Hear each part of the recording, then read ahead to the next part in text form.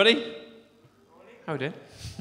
All right. Let me just, there we go, make sure that's on. Right, just double check my clicker's working. There we go, cool. Okay, so, good morning. Have you ever heard the phrase, God helps those who help themselves? Yeah? It's a load of rubbish. It's not in the Bible. No. You won't find that in the Bible. But as with most lies, as with most things that we tend to believe that aren't quite true, there is some truth to it. It is a twisting of truth. Rather than being completely false and just out of nowhere, it's sort of a twisting of something that we do see in the Bible. What we actually see, the picture we actually see in the Bible is that God has provided help, the blessing. He's already provided it, but we need to do something to grab hold of it. We have to physically claim it. We have to take action to claim that.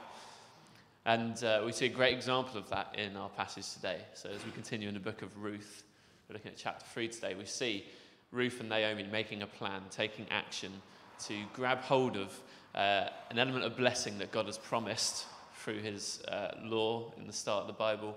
And sort of that blessing is there for them. But they take action to grab hold of it. It's not going to come if they just sit there and wait. So, for those that don't know me, my name's David, part of the senior leadership team here, teacher of maths to teenagers, and husband to a lovely wife, father to two lovely boys. And this morning, or whenever you're watching this at home, hopefully I can bring a message of encouragement from our passage today, Ruth chapter 3. So we're going to start by reading that, which I've just realised. That's fine, it's on the slides. So we're going to start by reading Ruth chapter 3. So if you've got a paper Bible or an electronic Bible, anything to hand, if you could turn to Ruth chapter 3 with me, book in the Old Testament, which we're going through at the moment. If you haven't got one, don't worry, it will be on the screen as well. Okay?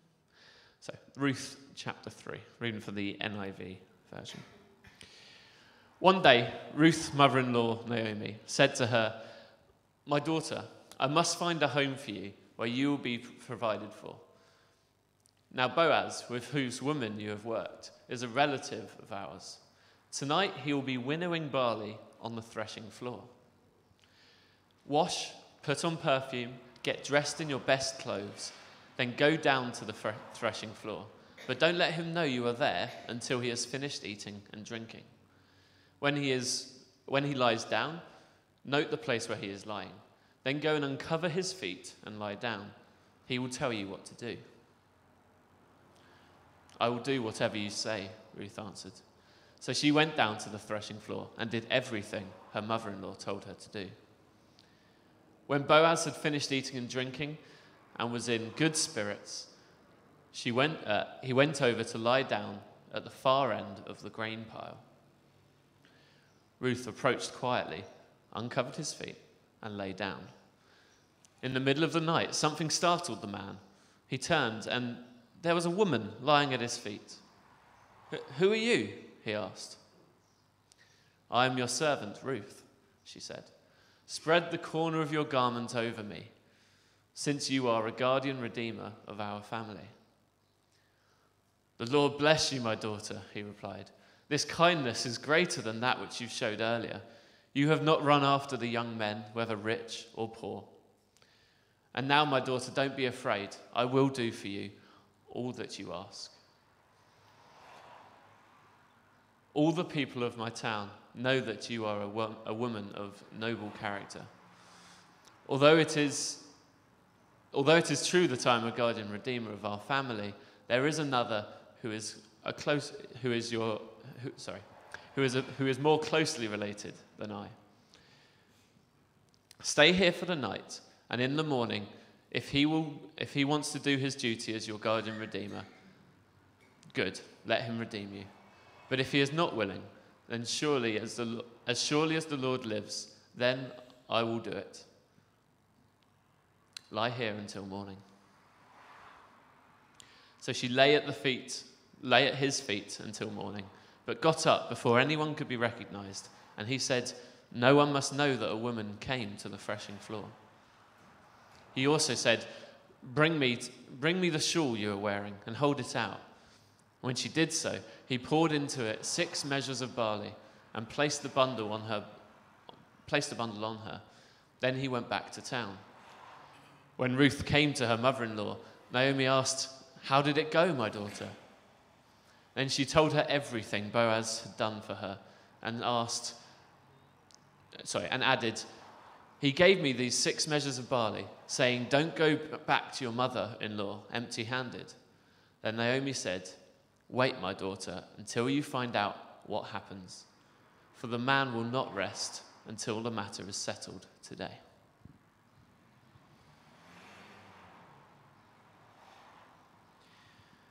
We were singing a little earlier, "I sing for joy at the work of your hands." Nothing compares to the promise I have in you. It is so great when someone does something nice for you, isn't it? So when something, maybe it's expected, maybe it's unexpected, it doesn't matter. If someone does something that really blesses you, that is really good for you, it's amazing, isn't it? You want to do whatever you can for that person. You want to thank that person any way you can. In today's passage, we have this person of Boaz, who we've met last week in chapter 2. He is doing a great kindness for Naomi and Ruth in promising to do this, in promising to fulfill this duty. And I think you get this impression at the end. Ruth is quite excited. She comes back to Naomi. She's telling him all that's done. It's an exciting thing. No, we haven't quite got to the end of the story. There's one more to come, one more chapter to come to see how Boaz works this out. But he has promised that. And we end with Naomi telling Ruth to wait and see, because he will not rest until it is sorted. That's great. Now, there's a lot of stuff going on here that is a massive block to us understanding. As 21st century Western people, there's a lot in this passage that's sort of, what's going on? I don't know about you, but I don't often winnow my barley on the threshing floor. I don't often hear people talk about being guardian redeemers or what that means. And just some of the things that they do in this chapter are just a bit, what? So we're going to break it down. We're going to go through it. We're going to start by looking at this idea of winnowing, the threshing floor, kinsman redeemer. Then we're going to look at the different things these characters are doing here and try and work out what's going on.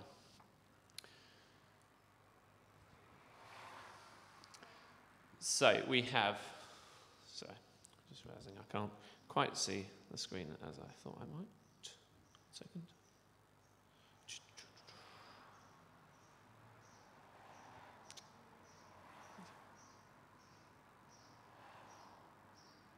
Okay. So Naomi tells Ruth that Boaz is going to be doing this act of winnowing barley at the threshing floor. Now, winnowing is the act of getting rid of the bad stuff, keeping the good stuff with the barley. In the process towards making flour, you may have heard the phrase, separating the wheat from the chaff. That's basically what's happening here. So they would grab big pitchforks full of this barley and throw it up into the air at a time when there was a strong wind blowing. And so then the wind would blow away the light stuff that they don't want, and the heavy stuff that they do want would sort of fall to the floor. So that's what we're talking about here. When they're talking about he will be winnowing the barley, he's going to be getting rid of the bad stuff, letting that good stuff fall, and so they can just gather the good stuff and forget about the rest. And the threshing floor was a place specifically made for this process. So it was out to the east of the city, where there was a good openness to the wind, and they would do this in the evenings when there was wind. There was known to be this wind coming in at that time of day. So Naomi knew that Boaz would be doing that. It was obviously the time of year where this happened, and so she's, or she may have heard maybe that this was going to happen tonight. She's telling Ruth, this is what's going to happen. We know where to find him. This is what's going to be going on. Now, this time of winnowing barley was a great time of celebration. It's harvest, and obviously we're not agricultural people. We don't work on farms and stuff, but for people back then, this was a big part of life. This was what they relied on. This was how they got their food. This is how they survived. So the act of harvesting it all and then refining it, starting this process to make the flour, would have been a time of great celebration. They would have been really thankful, praising God for all this provision that he's given them through their harvest that year. So Naomi refers to him sort of eating and drinking, and it talks about Boaz being merry. It's a celebration. They've done their hard work, and then they're celebrating. There's feasting, there is drinking. As such, the threshing floor was also known for some not so great things. As people maybe got a bit carried away with their partying, there were things of a sexual nature that happened, prostitution, things like that was known to happen at this threshing floor. So that was not something that we're told happens here, but it's something that was would have been known at the time. People reading this at the time when it was written would have known that sort of reputation for the threshing floor. Now, this idea of the guardian redeemer, we've had it mentioned previously, and I'm sure Jez will go into it more next week as well when he preached on chapter 4. But this is a custom that God laid out in the Old Testament law, which gave people the chance to bless those that needed blessing, those that were in need, those that were hurting. So specifically sort of widows, specifically widows. They would have lost all their income, they would have lost all their livelihoods, they would have needed looking after. And in chapter 2, which we read last week, we had this idea of Ruth taking advantage of Boaz's kindness to let her glean, to pick up the leftovers from his harvest. Now that was something that God put in place to help the widows, to help the widows, to help the foreigners. But it was not a permanent solution. It was effectively begging, wasn't it? Boaz was amazingly kind, incredibly kind, showing God's kindness in fulfilling that job, letting her reap, letting her glean amongst after the harvesters. But it wasn't a permanent solution. So this idea of a kinsman redeemer, this guardian redeemer, is a more permanent solution. It's along the same lines. It's God providing putting ways for God's people to provide for the widows, to provide for the foreigners amongst them. And it's a more permanent solution. If somebody in your family has died, a male house, the male of a household has died, as a relative of that person, it's not so much a duty as a right that was given, that you could then redeem that family. So that was to marry the widow and take hold of the material possessions of that family, to carry on that family line. Now, you didn't have to do it. It wasn't an obligation. You weren't made to do that. It wasn't that, so-and-so's died, I've got to marry her now. It wasn't that at all. And we see that, we'll see that a bit more in detail next time when we see the other kinsman redeemer, his reaction to this offer. So you also didn't have to do all of it. If somebody's died and they've left a widow, you could redeem their property, their land, and you could, as a way of keeping that land in the family. Yeah, that was redeeming that land, keeping it in the family so it doesn't get sold off and lost to the family forever. And you could do that without marrying the widow. That was a separate idea. It's still under this idea of guardian redeemer. It's still sort of the same sort of idea, but they're sort of like different categories. Okay. So the fact that I just realised I forgot my slides. That's fine. The fact that Boaz is a relative means that he can fulfill this. He has this right. He can redeem the land, the property, and the widows of these fallen, these relatives of his that have died. So Naomi's husband Elimelech, his their sons. So Ruth's husband, name hasn't come into my mind at the moment, he has this right to redeem what they've got.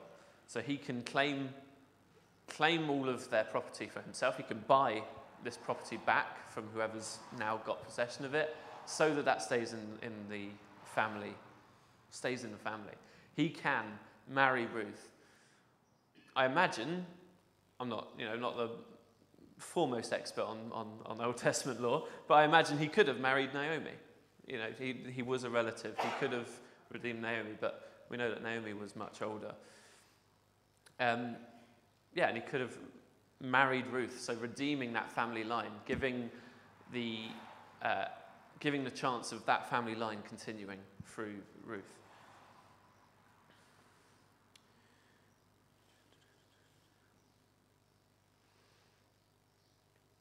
And according to this right, we have this idea that there was someone closer to them, relation-wise, than Boaz, and he gets that right first. So Boaz refers to the fact that there is someone who's closer related, and he would have that right first. So he has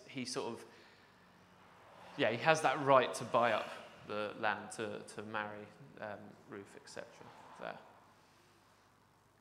So what about these different things that these characters are doing here? So we have Naomi coming up with this plan. She's like, this isn't good enough at the moment. This is great.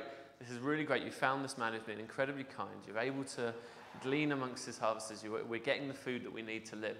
But this isn't going to last forever. The harvest doesn't last forever. We need something more permanent for you. Naomi frames it as this: my daughter, I must find a home for you where you will be well provided for. And she knows that Ruth has been working with Boaz, and that Boaz is a relative, and that he has this right to redeem them. It's not a guarantee, but it's a right that can be fulfilled there, that can help them. She tells Ruth to wash, to put on her best clothes. Now, this could be a reference to the fact that her period of mourning is coming to a close. She would have been dressed in mourning clothes up to this point, and not dressed lavishly. She's mourning the death of her husband. So this is probably a reference to that. Naomi's telling Ruth, the time is now. The time for mourning is done. Let's put on fresh clothes. Let's wash. Let's make yourself beautiful. Make yourself obviously eligible. Make it so that people can see that you are now eligible for marrying again, that you are back in the game, as it were. Naomi tells Ruth to wait until Boaz has finished eating and drinking. It's possible that she wants Ruth to catch Boaz in the best mood possible after the partying. Don't interrupt the partying. Don't interrupt what all the people are doing. Let's get him when he's in that really good mood afterwards. Or perhaps it's just the fact that she knows she can get him more on his own in that case. Whereas when they're all partying, there's going to be lots of people around. Ruth is incredibly faithful, as she has been. She's incredibly loyal to her mother-in-law, as she has been throughout this book. And she says that she will do exactly as Naomi has told her.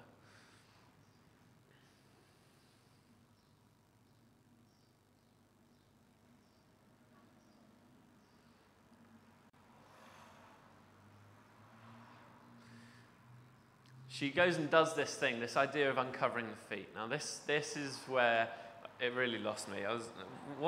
And to be honest, there's not a very definite, clear answer here.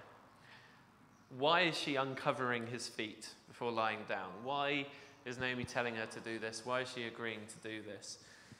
Now, it's sometimes said that this could be a euphemism. It could mean something sexual. It could be, the feet was often in the times talked about as, something sexual. Perhaps this idea of uncovering the feet was insinuating. It was suggesting something. Maybe it was suggestive of something. But this doesn't. Most sort of scholars agree. This would be out of place in this story. We're told time and time again that Ruth and Boaz are acting righteously throughout it. There's never a bad word said about either of them in the book.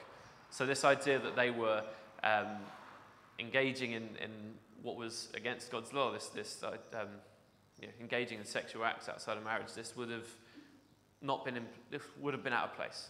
So it's not that. We are told that it also sort of ties in with, I think, with something else which we don't get a clear answer on. We're told that Boaz is woken suddenly. He's startled by something. We don't get told what. Perhaps that's because it's not important, or perhaps it's because the original readers, the people this was originally written for, would have understood the reference, and perhaps it was because the feet were uncovered and there was a cold breeze. The threshing floor was there specifically as somewhere where the wind would be available, the wind would be flowing through. So to uncover his feet in a windy place, I can't say this for certain. I'm not saying this is definitely what's happening, but it's one suggestion that people have for why he's uncovering his feet, why he's startled awake. I think it's pretty compelling. I think it seems logical. So perhaps Naomi was telling Ruth to uncover his feet. Ruth was doing this as a way of getting his attention. He's already lied down. He's going to be pretty merry. He's probably fallen asleep pretty easily. He's tired after a hard day's work and partying. He's going to be tired. So uncovering his feet, windy place. He's going to wake up. They're going to get his attention.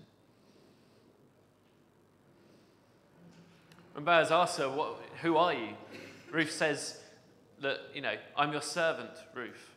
Now, this isn't servant like a slave. This isn't someone who was forced to work for a person. This was more servant in terms of a position in the household, someone who worked within the household, someone who was, according to the old laws, would have been able to bear an heir for the owner of the house. So much like when we see in the story of Abraham earlier on in the Bible, he has a child through Hagar, their maidservant, and that is a legitimate sort of heir to the household according to the customs at the time. So when she says, I'm your servant, Ruth, she's not saying, I'm your slave master, tell me whatever to do, whatever you want. She's offering service, and she's sort of also possibly alluding to that fact, that idea that maidservants would be able to bring heirs to a household. And she tells him to spread the corner of your garment over me, since you are a guardian redeemer of our family. This is, spread the corner of your garment is a little phrase full of meaning. We've got, it's interesting that the NIV that we're reading from, the translation that we're reading from, translates it as corner of your garment, whereas some translations it will talk about it saying, spread your wings over me. In chapter 2, we heard last week, we heard that Boaz was was praising Ruth for being faithful and for coming under the wings of God, coming under the wings of his protection. That was something that Boaz said in the chapter before. He used this phrase, coming under God's wings, coming under his protection. In following God's customs, following God's laws, she was coming under his protection. So he used this phrase, coming under the protection of his wings. And it's exactly the same word here that's translated here as corner of your garment. This idea of coming under his wing. So spread the corner of your garment over me. Spread the protection of your wings over me. It's almost like she's doing a bit of a play on words here. She's playing on something that Boaz had said to her previously. She's also sort of alluding, because Boaz had used it to refer to God, she's sort of saying, you can fulfill the kindness of God. You can be God's kindness to me by taking this position. She's using that play on those words that he's used there. Spread your wings over me. Spread the corner of your garment over me. Bring me under your protection. It's also used elsewhere in the Bible, this phrase, this idea of spreading corner of the garment, spreading the wings over, is also used elsewhere to talk about marriage. Talking about marriage. So she is inviting Boaz to marry her. She is effectively proposing. She's proposing marriage to him. And we can tell this because Boaz clearly understands that's what she means as well. By his response, we know that he understood that that's what she meant when she said, spread the corner of your garment over me, since you are a guardian redeemer of our family.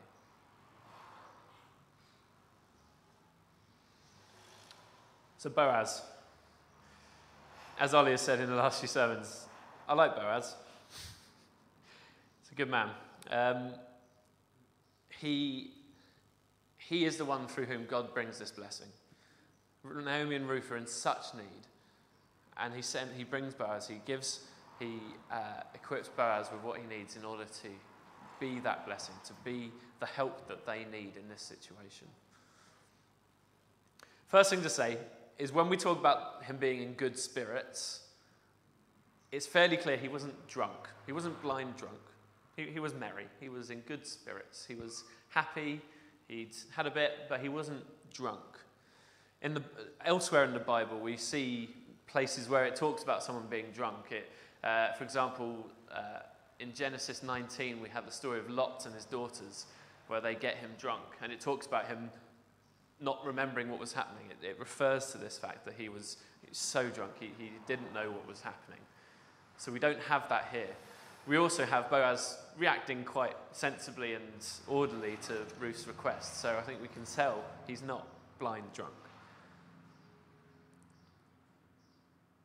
And again, we're never told anything bad about their characters in this story. It's not to say they're perfect people, but within the story, we're not told anything particularly bad about Boaz's character.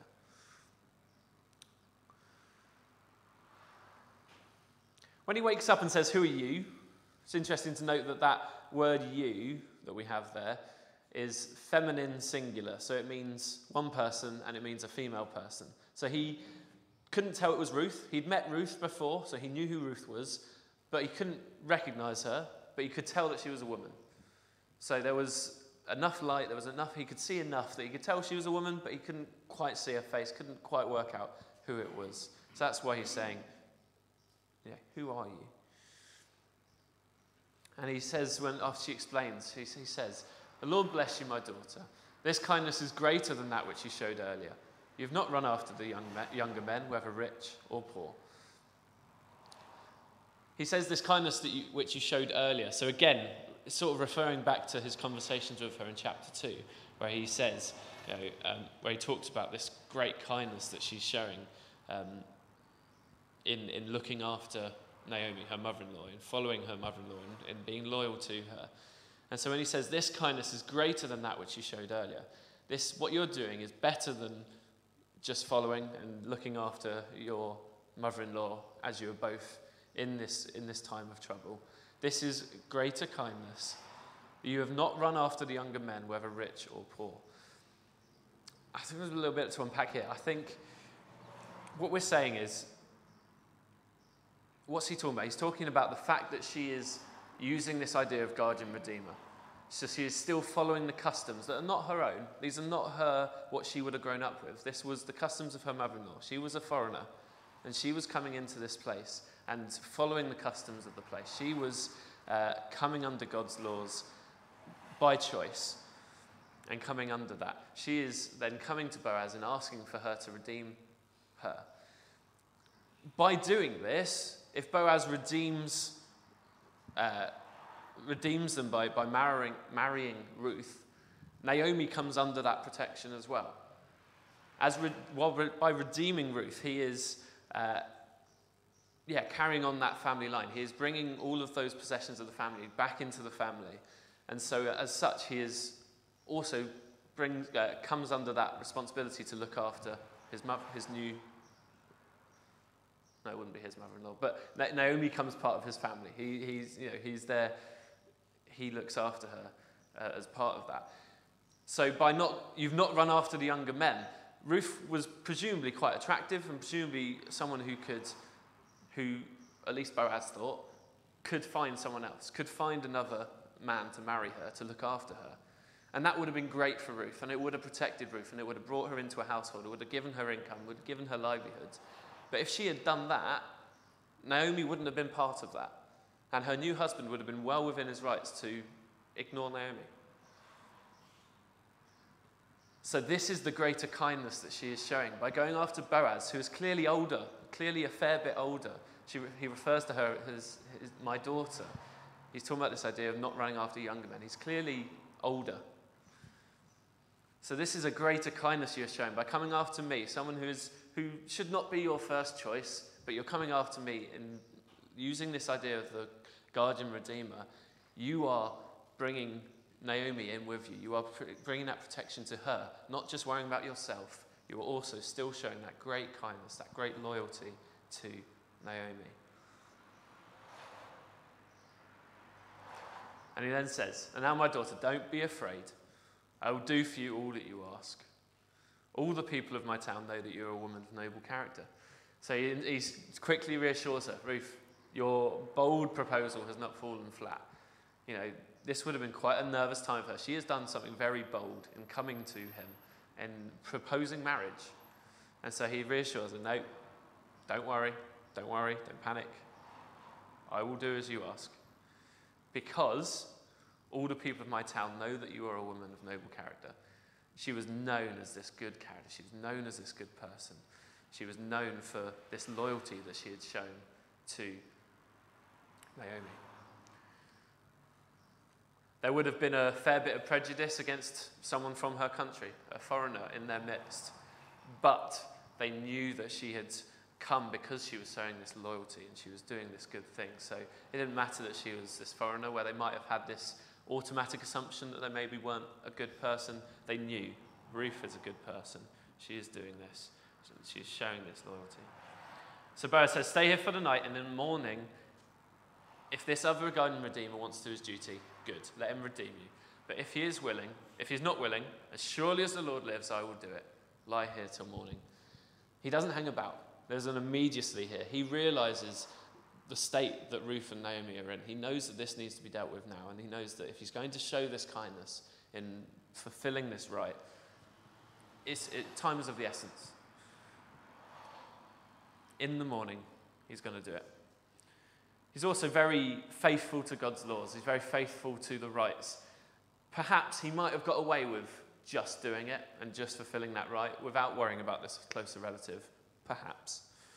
But he knows that's not right. He knows that the way that God had laid it out is that this other person had that right first.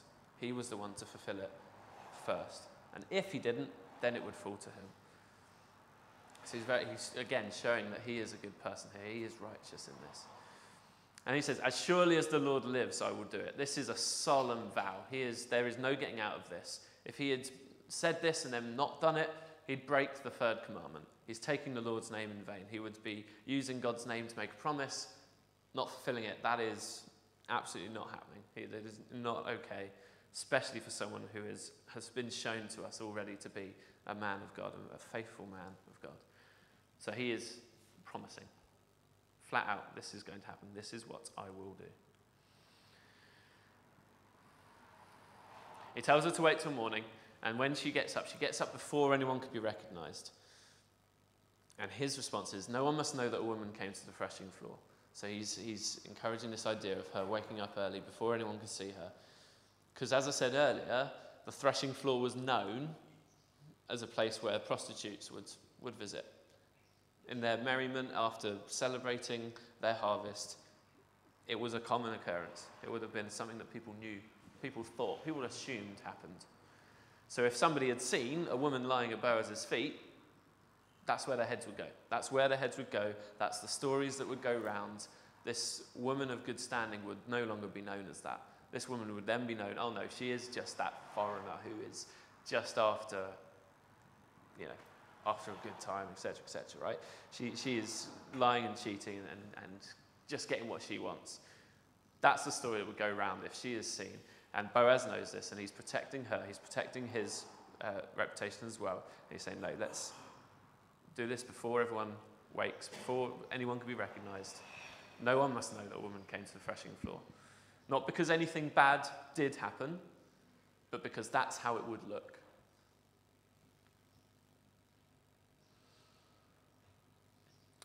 He asks her to bring her shawl and gives her a bunch of barley. He blesses her with this massive amount of barley, this 6 measures. We're not told what that measure is, exactly how much it is, but it would have been all sort of estimates, all people, sort of scholars studying this would say it's likely a lot more than she would have been gleaning previously, but still obviously enough that she can carry it in a shawl. So it's a large amount.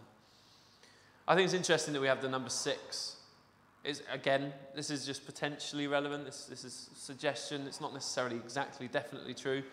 But in the Bible, we see this number 6 often comes up to represent sort of incompleteness, whereas 7 signifies wholeness and is used to represent completeness, completion. 6 is one short of it. So it's often seen as that number that sort of, it's not quite there. It's not quite full everything. So when Boaz giving her 6 measures, he could be making a little nod to the fact that it's not finished yet. I will complete this. This is my promise to you. Here is the barley. Here is the blessing for you now. There is more to come. This is not complete. This is more to come. And that sign is then also a sign to Naomi that this is the case. He's sending this back with her so that Naomi sees this as well.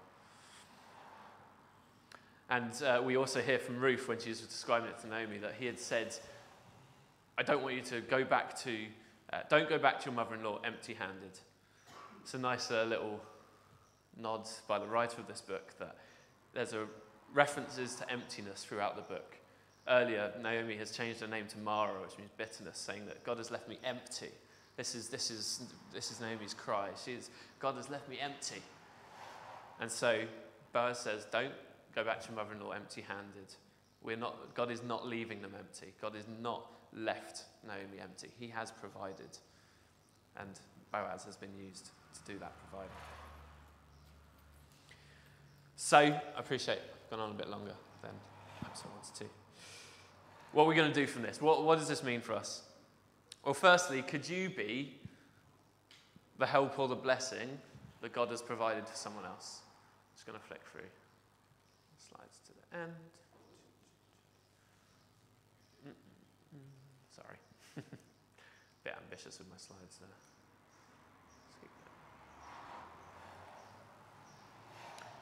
Yeah. Could you be the help and the blessing that God has provided for someone else? Could you be Boaz?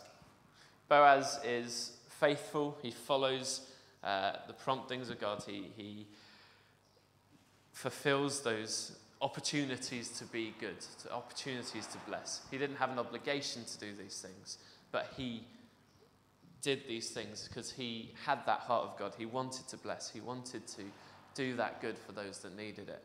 So are you in a position, perhaps you're in a position at the moment to help or be a blessing to someone? We are all in a position all the time. These opportunities come up all the time. Are you on the lookout for them?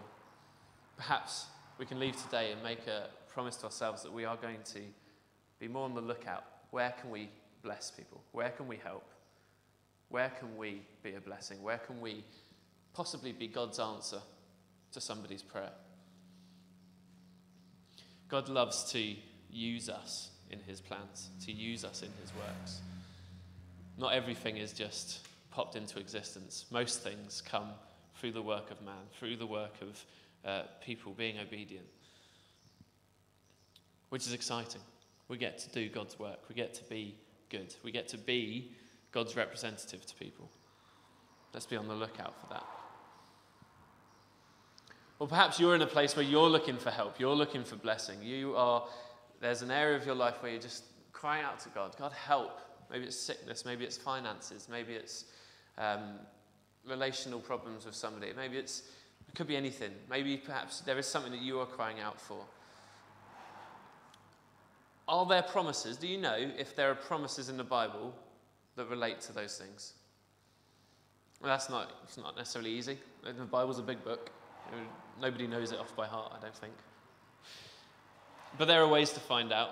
Do you need some help finding out if there are promises that we can be leaning into for those things? I would strongly suggest you do this with somebody. Do this with another person who loves Jesus, who wants to follow the Bible. Get them to help. Perhaps it's someone who you think would know the answers.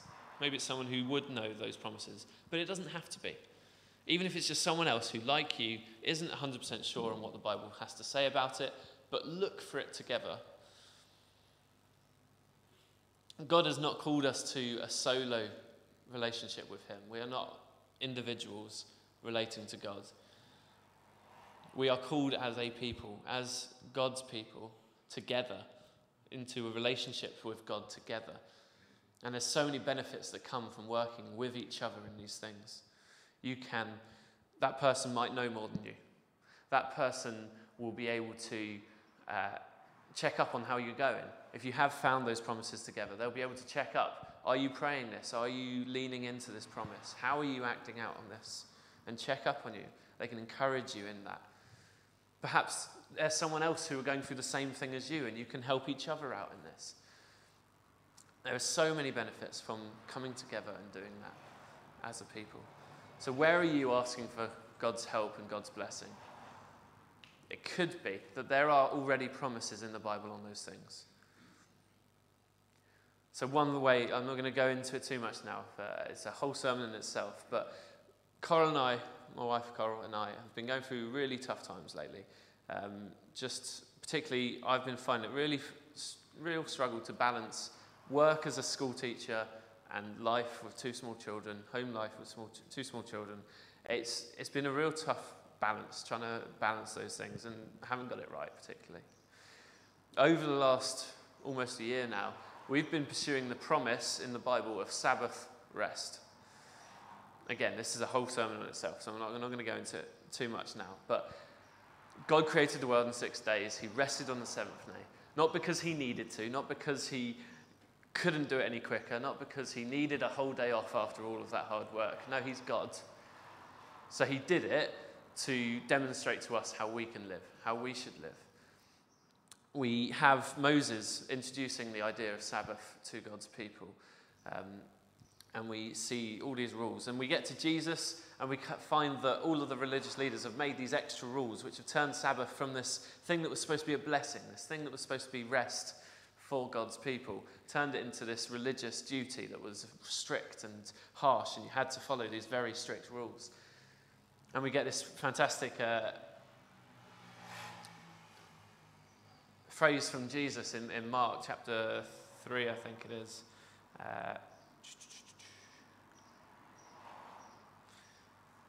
Can't find now. Early on in the book of Mark, we have this sentence from Jesus when he's challenged on not following these strict rules. He says, "Sabbath was made for man, not man for Sabbath." The Sabbath was made for man. This was a blessing for us. This wasn't a strict rule. This wasn't something that we have to do. But it was a way that God's wanted to bless his people. He knows how we work. He made us. And he knows that we work best when we have this day of rest every 7 days.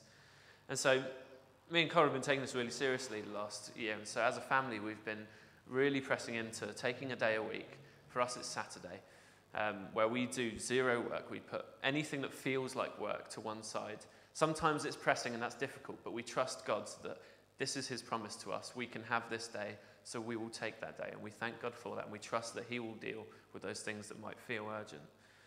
And it has made such a difference. It has been such a lifeline. Yeah, we're still really struggling with things at the moment. But it has been such a lifeline to have those days, 1 day a week.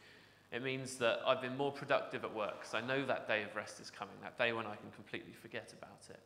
It means that we have this space where we can be more intentional about being as a family and being present and being together.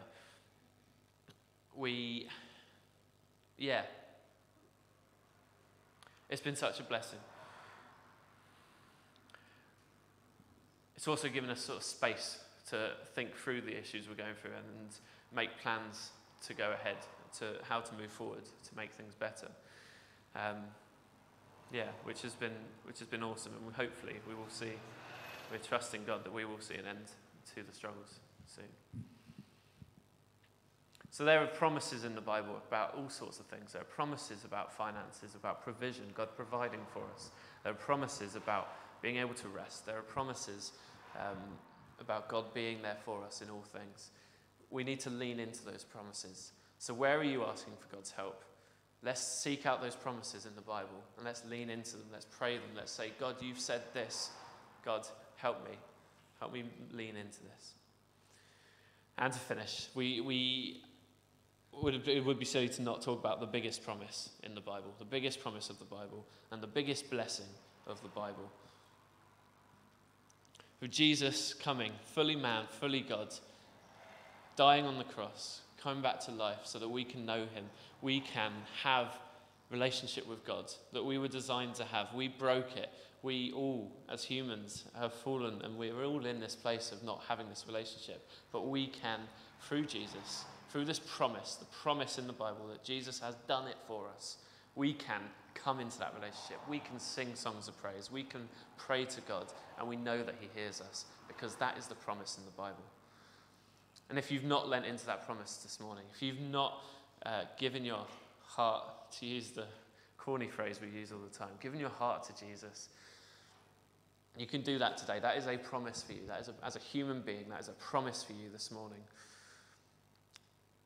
So you can pray this morning and say, Jesus, I believe the promise. I believe that you have died for me. But also, it's not just a one-time thing. This is not just a thing for those that have never done it before. There is a promise for all of us, those that do know Jesus. There is a promise there of relationship with God. Are we leaning into that promise? Are we acting as if that promise is true? Are we pushing into that relationship? It's often said that becoming a Christian is like getting married, but being a Christian is like being married. And you can't have a good marriage without putting the effort in. In order to be a good husband, I need to put the effort in, day out, to be a good husband to my wife, to love her the best way that I can. And the same goes with our relationship with God. If we just put it to one side, we've said that prayer, we prayed, yes, please, God, and now we're a Christian. No. There is so much more blessing you're not grabbing hold of. Let's grab hold of that blessing. Let's lean into that. Let's have that relationship with God. I'm going to pray. Finish. Father God, help us as we look to grab hold of your promises. Help us to find those promises that speak to our situations. Thank you, God, that you are a good God and your promises are many. Show us opportunities to bless others around us. Thank you that because Jesus died on the cross, we can come back to relationship with you. Amen.